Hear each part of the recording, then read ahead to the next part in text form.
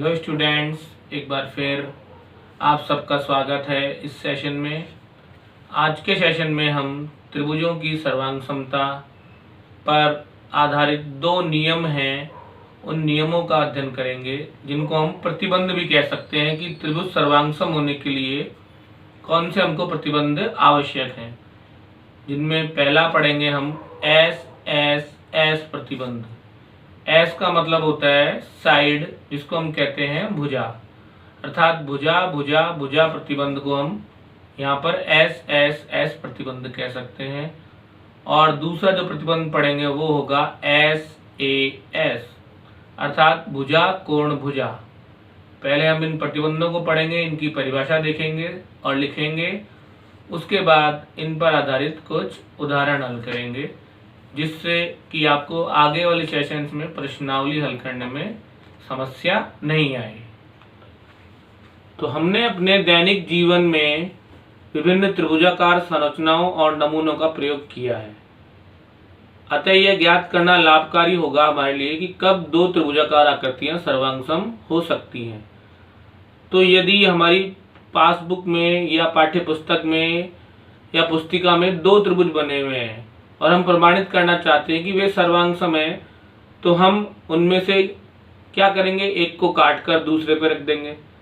तो लेकिन ये तरीका ज़्यादा व्यवहारिक नहीं है, क्योंकि हमें ऐसे बार बार उन्हें काटना पड़ेगा और एक के ऊपर दूसरे को रखना पड़ेगा।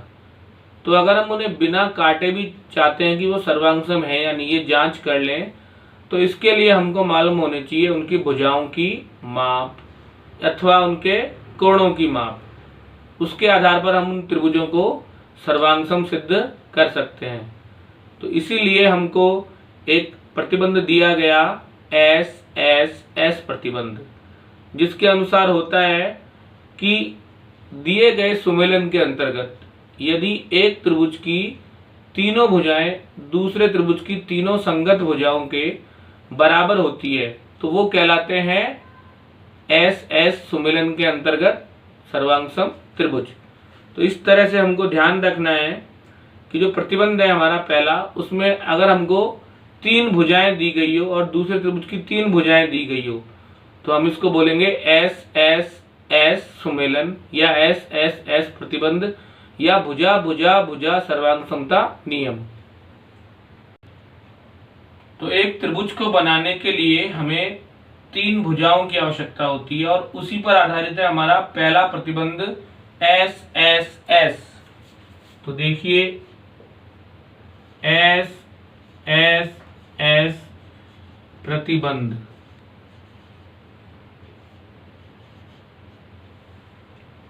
इसको हम हिंदी में भी लिखेंगे, तो लिखेंगे इसे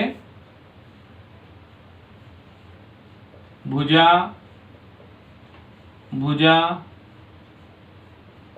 भुजा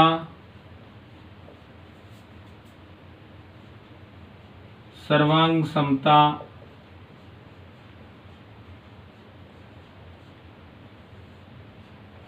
नियम। तो देखिए इसे हम किस प्रकार से परिभाषित कर सकते हैं। तो एक दिए गए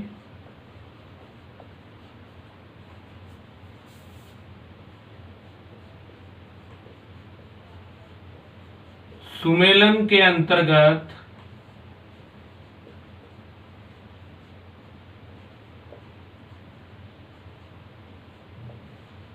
दो त्रिभुज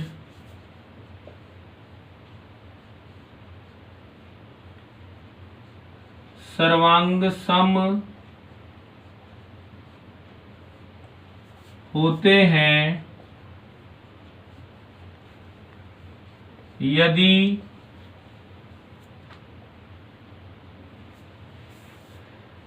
एक त्रिभुज की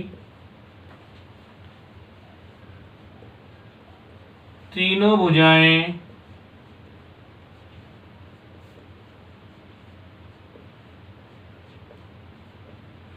दूसरे त्रिभुज की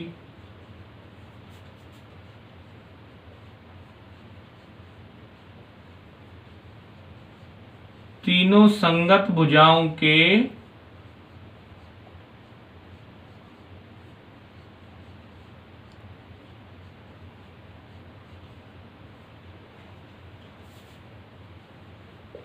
बराबर हों। तो इस तरह से ये हमारा पहला नियम है भुजा भुजा भुजा सर्वांग समता नियम या प्रतिबंध।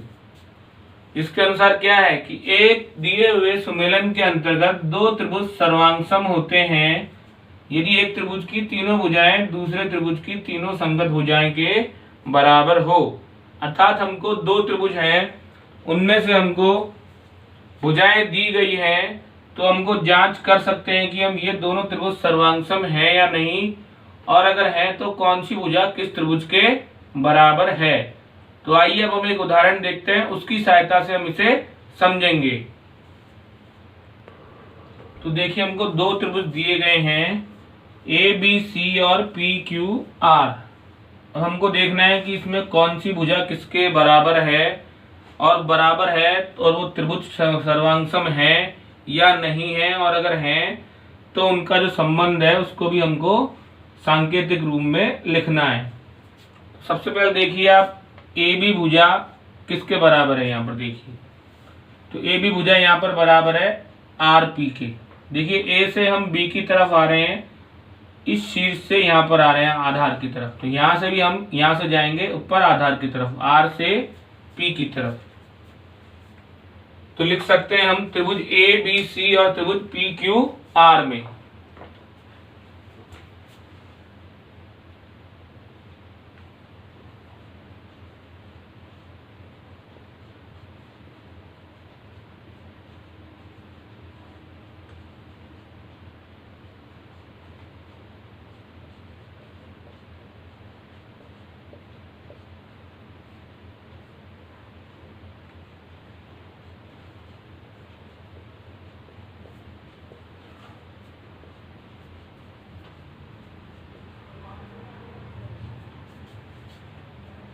इनसे हमको उत्तर लिखना है कि ए बी बराबर है आर पी के, और वो जो लंबाई हमको दी हुई है 3.5 सेंटीमीटर।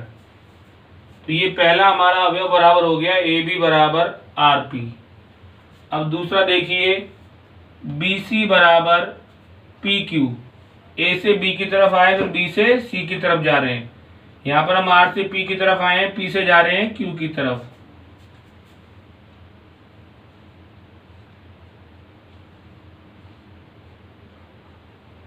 और वो लंबाई हमको दी गई है 7.1 सेंटीमीटर। फिर ए से बी आ गए, बी से सी आ गए, अब जा रहे हैं सी से ए की तरफ।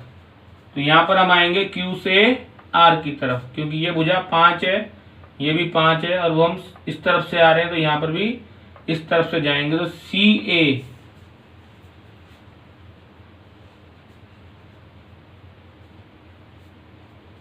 बराबर हो जाएगा भुजा, ध्यान दीजिए सी ए भुजा क्यू आर।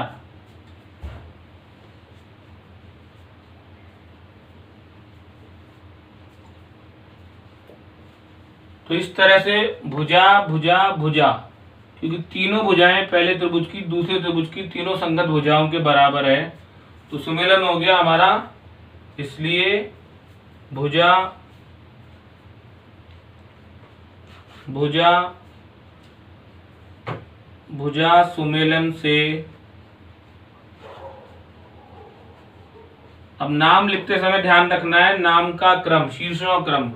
त्रिभुज ए बी सी, त्रिभुज ए बी सी सर्वांगसम होगा, ध्यान कीजिए ए बी और सी सर्वांगसम होगा त्रिभुज आर पी क्यू, क्योंकि हमने जो क्रम रखा है पहले त्रिभुज का वही क्रम हमको रखना है दूसरे त्रिभुज का।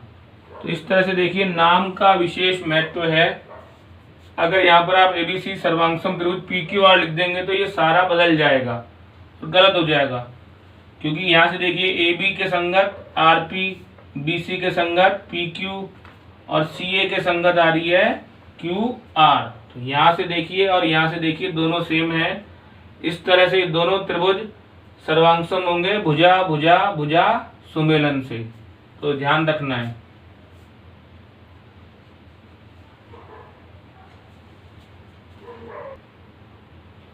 अब हमको एक उदाहरण दिया गया है, इसमें एक आकृति दी है। इसमें आपको दिख रहा होगा दो त्रिभुज बन रहे हैं, ए बी डी और सी बी डी।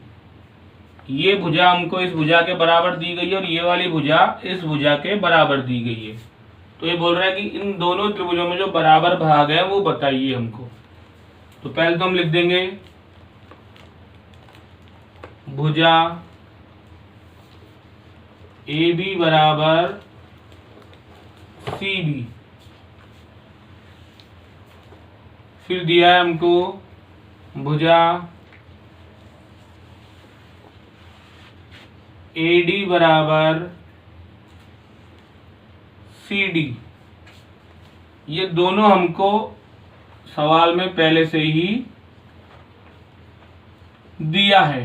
तो ये ध्यान रखना आपको, जो भी आपके सर्वांग समता के सिद्ध करने के प्रश्न आएंगे कि जांच कीजिए कि दोनों त्रिभुज सर्वांग सम है या नहीं, उसमें आपको दो अवयव पहले से ही दिए हुए होंगे, आपको केवल एक अवयव उसमें ढूंढना पड़ेगा। तो देखिए यहाँ पर ये दो अवयव हो गए हमारे बराबर, और एक अवयव जो हमारा बराबर है वो देखिए, ये भुजा बी डी दिख रही है आप सबको। ये जब हम ये त्रिभुज ले रहे हैं इस त्रिभुज में भी आ रही है, और जब ये त्रिभुज ले रहे हैं इस त्रिभुज में भी आ रही है। तो इस तरह से भुजा बी डी दोनों त्रिभुजों में उभयनिष्ठ है। तो लिख सकते हैं हम भुजा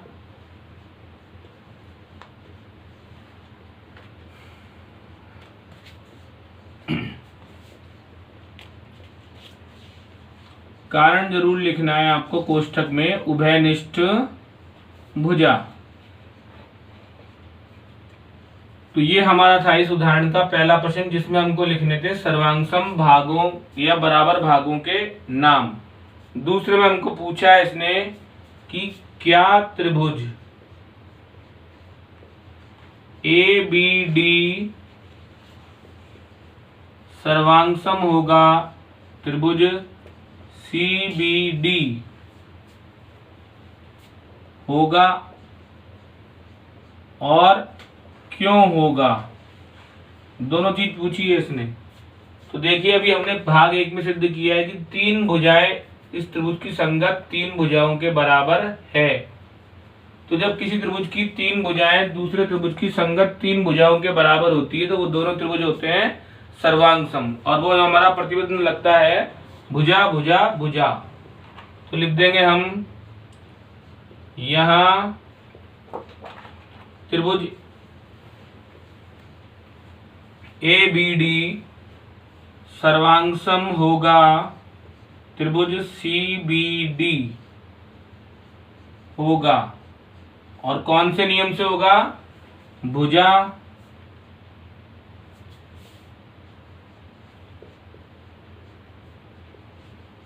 भुजा भुजा सर्वांग समता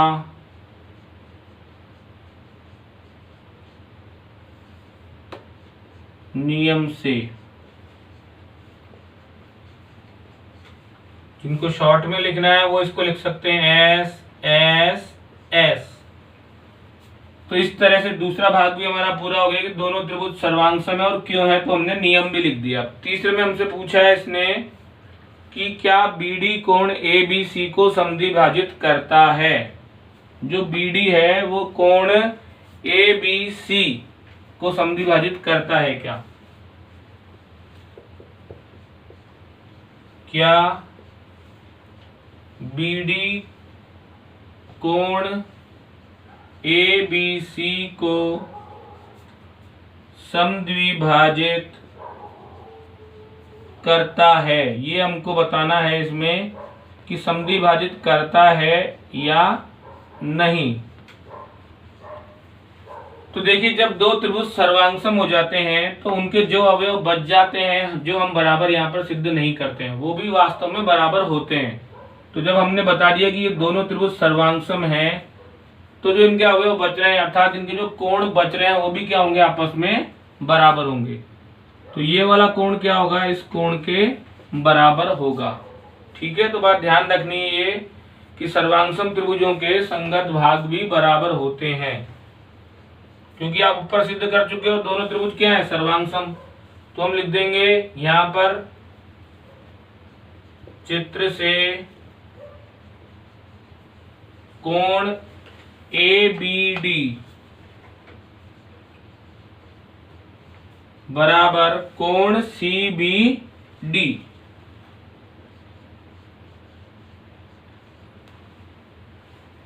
कारण लिख देंगे सर्वांगसम त्रिभुजों के संगत अवयव, सर्वांगसम त्रिभुजों के संगत अवयव समान होते हैं। तो इस तरह से हमने लिख दिया कि सर्वांगसम त्रिभुजों के संगत अवयव हैं और वो समान होते हैं। तो इस पूरे कोण के दो भाग हैं और दोनों भाग आपस में समान हैं। तो जो ये सिद्ध करता है कि जो बीडी है वो क्या करता है, कोण एबीसी को समद्विभाजित अर्थात दो समान भागों में बांटता है। अतः बीडी कोण ए बी सी को समद्विभाजित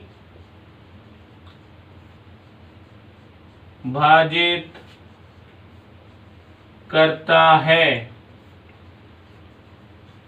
तो इस तरह से ये पूरा प्रश्न हमको कोई सा भी चित्र दे सकता है और उसमें बताया था आपको निशान बने हुए वो भुजाएं आपस में बराबर होंगी और एक अवयव हम ढूंढ लेंगे और फिर लिख देंगे जो नियम प्रतिबंध लग रहा है और फिर जो बच जाएंगे अवयव वो भी बराबर होते हैं इस नियम से। एक और उदाहरण हमको दिया हुआ है जिसमें हमको दिया हुआ है कि त्रिभुज एक आकृति है, इसमें हमको ए बी बराबर ए सी दिया हुआ है। देखिए यहाँ पे लिखा हुआ है ए बी बराबर ए सी। तो हम चित्र में इन दोनों भुजाओं पर एक निशान बना लेंगे और डी दिया हुआ है बी सी का मध्य बिंदु, अर्थात डी बी सी को बिल्कुल दो समान भागों में बांट रहा है। जब दो समान भागों में बांट रहा है तो जो भाग बी डी है वो बराबर हो जाएगा भाग सी डी के। तो इस तरह से हमको बताना है कि त्रिभुज ए डी बी, जो दो त्रिभुज बन रहे हैं ए डी बी और ए डी सी, उसमें बराबर भागों के तीन युग्म बताने हैं। तो देखिए वो तीन युग्म कौन से हैं। तो सबसे पहले तो है भुजा ए बी बराबर है ए सी के।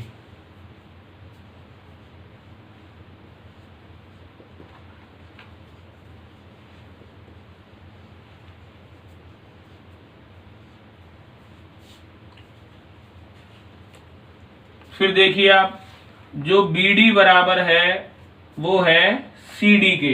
ये तो हमारा कारण हो जाएगा, इसमें दिया है कि कारण लिखना है, आपको बता दिया था पिछले सवाल में।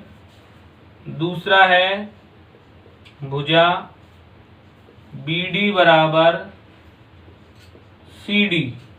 क्यों है बराबर, क्योंकि जो डी है वो बी सी का कौन सा बिंदु है, मध्य बिंदु है।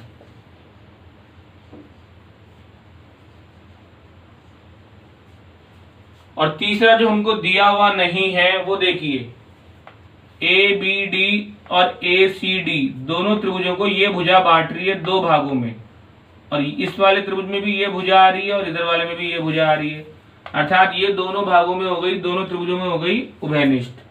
तो लिख देंगे भुजा ए डी बराबर ए डी।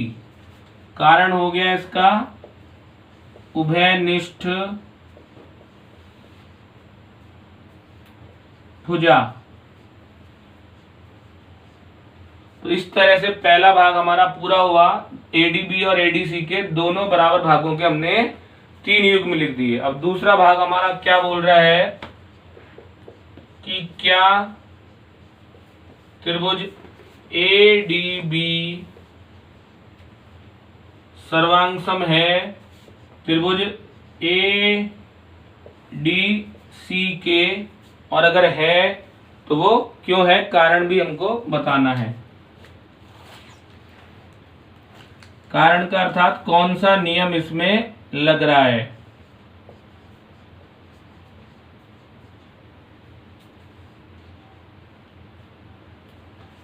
तो यहां लिख सकते हैं हम कि उपरोक्त में भुजा भुजा भुजा नियम हमने देखा, इस त्रिभुज की तीनों भुजाएं दूसरे की संगत तीनों भुजाओं के बराबर है। तो दोनों त्रिभुज क्या हो जाएंगे, सर्वांग सम। तो लिख देंगे हाँ त्रिभुज ADB सर्वांग सम त्रिभुज ADC होगा।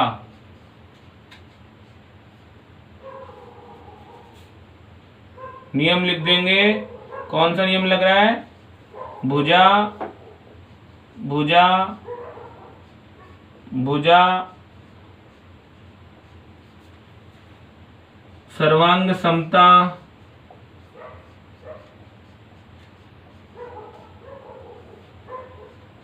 नियम से। तो देखिए पहले हमने संगत 3 अवयव सिद्ध किए बराबर, उसके बाद हमने नाम के अनुसार उनका त्रिभुजों को नामकरण किया और फिर लिख दिया सर्वांग सम। कारण लिखना जरूरी है कि कौन सा नियम यहाँ पर आपने लगाया है। इसी में तीसरा प्रश्न पूछ रहा है कि क्या कोण बी भी कोण सी के बराबर होगा। क्या कोण बी बराबर कोण सी होगा। तो देखिए ये कोण बी है और ये कोण सी है। दोनों कोण अगर हम इस त्रिभुज को यहां से ऐसे मोड़ लें और इधर झुका दें तो ये जो सी है वो किसको ढक लेगा, बी बिंदु को ढक लेगा। अर्थात ये दोनों कोण क्या है, आपस में बराबर है। और ये बराबर क्यों, क्योंकि ये सर्वांगसम त्रिभुजों के संगत अवयव हैं। तो लिख देंगे हम हाँ कोण बी बराबर कोण सी, क्योंकि ये सर्वांगसम त्रिभुजों के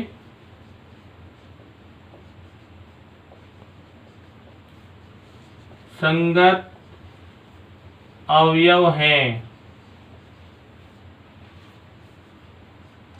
तो इस तरह से हमने भुजा भुजा भुजा नियम पर आधारित उदाहरण देखे और उनको हल किया। उन पर ही आधारित हमने सवाल भी हल किए।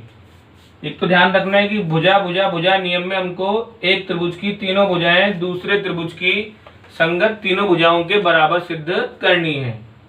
उसके बाद जब दो त्रिभुज सर्वांगसम हो जाते हैं तो उनके जो अवयव बच जाते हैं, कोण बच गए, तो वो आपस में बराबर होते हैं हमेशा। उनको कहते हैं सर्वांगसम त्रिभुजों के संगत अवयव। इस तरह से ये पहला नियम हमारा समाप्त होता है। इसमें हमने उदाहरण भी किए। अब हमारा दूसरा नियम हम करेंगे जिसका नाम है SAS साइड एंगल साइड, अर्थात भुजा कोण भुजा नियम। ये हमारा है दूसरा सर्वांग समता का नियम या प्रतिबंध। इसके अंतर्गत क्या होता है, इसको हम निम्न प्रकार परिभाषित कर सकते हैं। एक दिए गए सुमेलन के अंतर्गत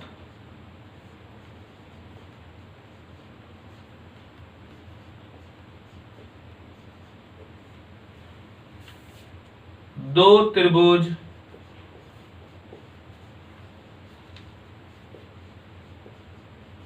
सर्वांगसम होते हैं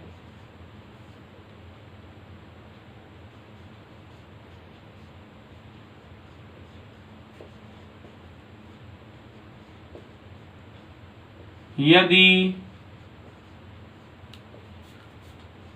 एक त्रिभुज की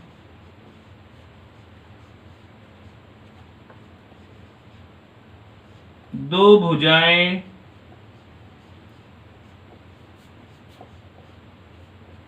और उनके अंतर्गत कोण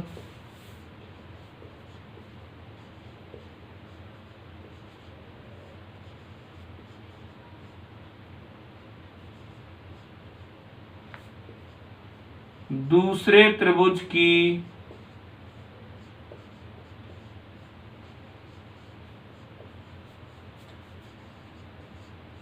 संगत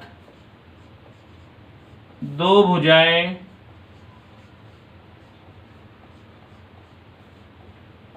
और उनके अंतर्गत कोण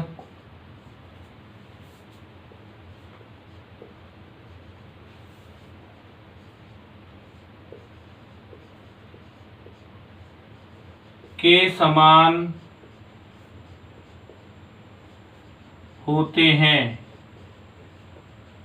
क्योंकि आप सबको ध्यान है, सर्वांग सम सिद्ध करने के लिए हमको त्रिभुज के कोई से भी 3 अवयव चाहिए। जो पहला नियम था उसमें हमने भुजा भुजा भुजा नियम का उपयोग किया, इसमें हम कर रहे हैं भुजा कोण भुजा नियम का। तो इसके अनुसार जो आप त्रिभुज की 2 भुजाएं ले रहे हैं उनके ही अंतर्गत आपको कोण लेना है, और जो दूसरा त्रिभुज है उसकी संगत वही 2 भुजाएं होंगी और उनके अंतर्गत कोण उसके अगर समान होगा तो दोनों त्रिभुज अपने इस नियम से कहलाएंगे सर्वांग सम। तो देखिए, इसको भी हम एक प्रकार से उदाहरण से सिद्ध करते हैं। हमको दिया गया है चित्र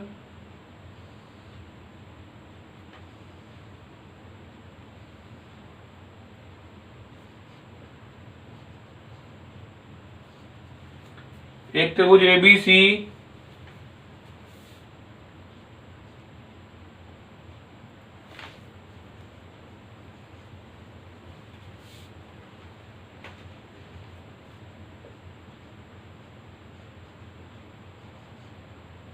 और दूसरा त्रिभुज दिया गया है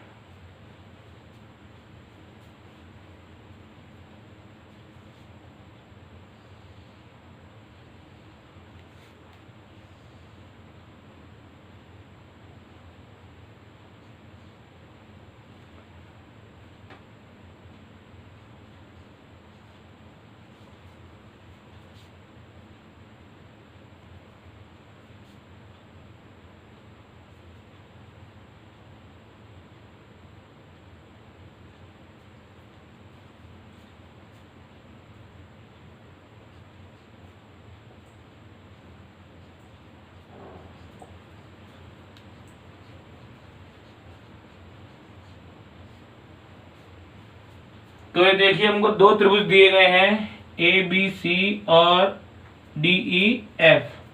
तो इसमें हमको ध्यान रखना है कौन सी भुजा किसके बराबर है और उसको किस तरह से लिखना है। तो आपको दिख रहा होगा दोनों त्रिभुजों में जो 2 भुजाएं दी गई है उनके मध्य का ही कोण हमको दिया गया है, और वो दोनों में कोण समान है 60-60 डिग्री का। वो दोनों भुजाएं हमको जांच करनी है कि वो भी समान है या नहीं, और उनका नाम किस तरह लिखना है। तो देखिए,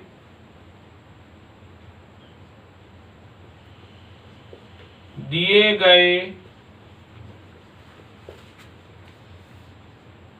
त्रिभुजों में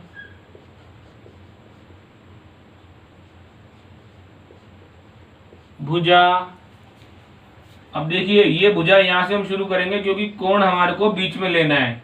तो BA,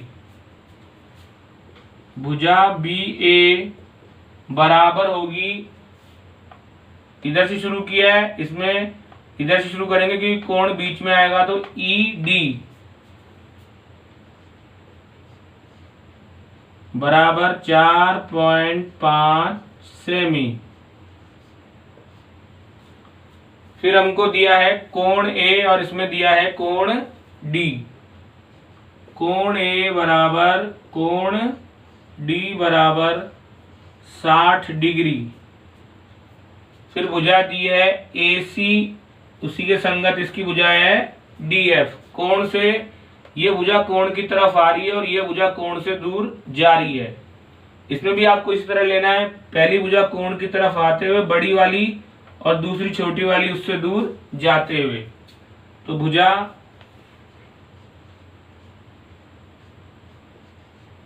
AC बराबर DF जो है 4 सेमी की। तो इस तरह से देखा आपने, भुजा और भुजा दोनों के अंतर्गत कोण, ये कहलाता है अंतर्गत। अब आप समझ गए होंगे कि यहाँ पर 2 भुजाएं और उनके अंतर्गत क्यों लिखा है, क्योंकि कोण ये भी बन रहा है ये भी बन रहा है, लेकिन हमको वही कोण लेना है जो हमको 2 भुजाएं दी गई है और उनके मध्य वाला ही है। तो इसलिए यहाँ पर भुजा कोण भुजा, अतः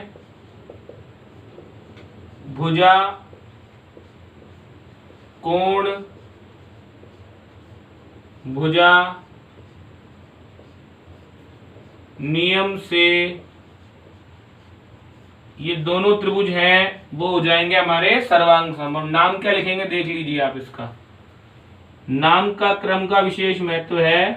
त्रिभुज BAC सर्वांग सम होगा। ध्यान लीजिए हमने यहां से शुरू किया था EDF।